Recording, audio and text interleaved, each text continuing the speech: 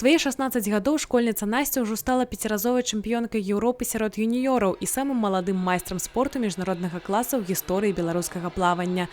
На днях дзяўчына вярнулася ў Брэст з чэмпіянату Еўропы, дзе яшчэ раз пацвердзіла званне чэмпіёна. На этих соревнованиях я выступала в многих дисциплинах.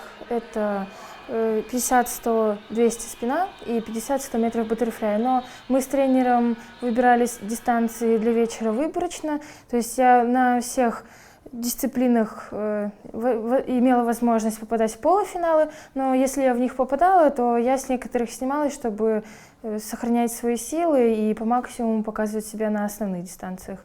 Я завоевала 2 золота, одно золото на 50 дельфине, и второе на 100 метров баттерфляй, и бронза на 200 метров на спине во второй день. Беларуская каманда па плаванні, дзякуючы 3 узнагародам Анастасіі, заняла ў Казані 5-е месца ў медальным заліку чэмпіянату. Наступным буйным стартам для беларускі ў бягучым сезоне стане дарослы чэмпіянат свету ў паўднёва-карэйскім Кванджу.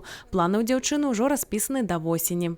Настя летит в Корею 21 числа, там стартует в эстафете в составе национальной команды. Они пытаются попасть в 12, да, чтобы квалифицироваться на Олимпийские игры. Буквально она там 3 дня, возвращается обратно и уже продолжится подготовка к юношескому чемпионату мира. У нее в этом году последний шанс выступить на таких соревнованиях, поэтому в этом сезоне мы выбрали этот старт основным для нее. Дальше уже с сентября месяца будет какой-то отдых после чемпионата мира среди юниоров. Будет отдых и подготовка уже начнется к Олимпийским играм. Главная наша цель нашей команды – это отбор на Олимпийские игры в Токио. И каждый член команды будет стараться показать свой лучший результат. Будем, конечно, бороться за самые высокие места, там как получится.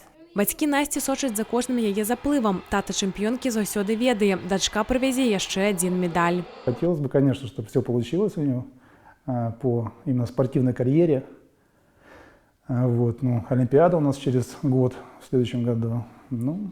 Надеюсь, что все получится. Плавание, спорт.